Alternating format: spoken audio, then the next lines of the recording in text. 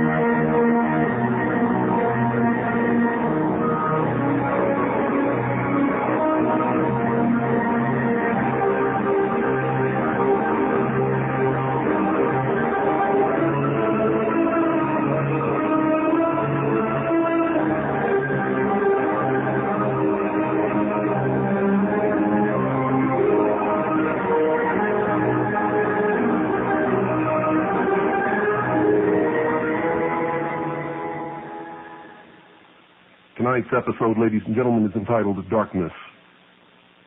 There is no study so intriguing and yet so mysterious as that of the early religions of mankind. To trace back the worship of God to its simple origin, and to mark the gradual process of those degrading superstitions and hallowed rites which darkened and finally extinguished His presence in the ancient world. At first, men enjoyed the blessings of nature as children do in an age of innocence without inquiring into causes. It was, in fact, sufficient for them that the earth gave them herbs, that the trees bore them fruit, that the stream quenched their thirst. They were happy, and every moment, though unconsciously, they offered a prayer of gratitude to Him whom as yet they did not know. And then a system of theology arose, amongst them vague and indefinite as the waters of the boundless sea. They taught each other that the sun, the earth, the moon, and the stars were moved and illumined by a great soul which was the source of all life, which caused the birds to sing, the brooks to murmur, and the sea to heave. It was a sacred fire which shone in the firmament, and in mighty flames it was a strange being which animated the souls of men, and which, when the bodies died, returned unto itself again. Ancient man silently adored this great soul in the beginning and spoke of him with reverence. And sometimes they raised their eyes timidly to his glittering dwelling place on high. And soon they learned to pray. When those whom they loved lay dying, they uttered wild lamentations and flung their arms despairingly toward the mysterious soul.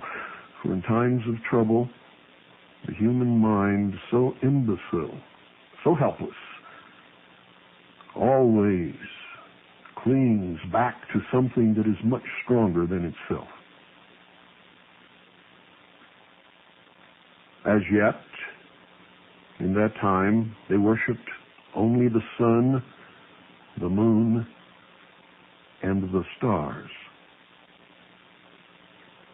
And not as gods, but as visions of that divine essence which alone ruled and pervaded the earth, the sky, and the sea. They adored him kneeling with their hands clasped and their eyes raised. They offered him no sacrifices. They built him no temples. You see, they were content to offer him their hearts, which were full of awe, in his own temple, which was full of the grandeur of nature. For the God they worshipped was indeed nature's God.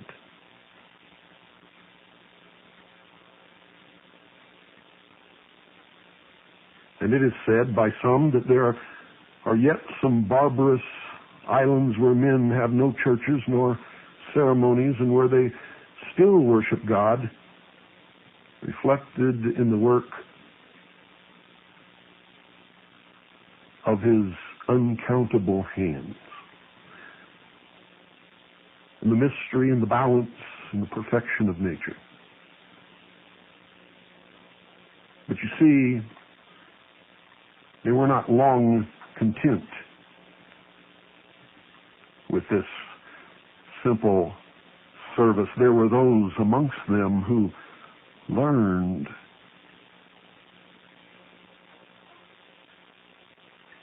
how to subvert and twist so that they could control the others around them.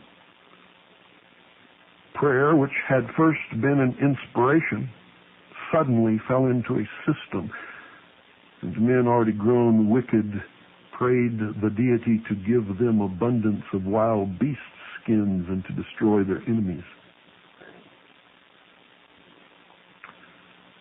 They ascended eminences, mountain tops, and they built towers as if hoping that thus, their being near God, he would prefer their prayers to those of their rivals.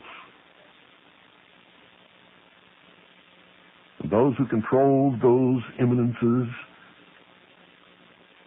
became powerful. And such is the origin of that superstitious reverence for high places, which was universal throughout the whole, the entire heathen world.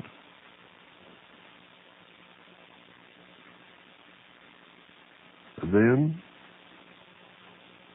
it is clear in the ancient annals that someone came forth. Orpheus was born. And he invented instruments which to his touch and to his lips gave forth notes of surpassing sweetness, and with these melodies he enticed the wondering, innocent savages into the recesses of the forest. And there Orpheus taught them precepts of obedience to the great soul and of loving kindness toward each other in harmonious words. And he became the high priest. And so they devoted groves and forests to the worship of the deity.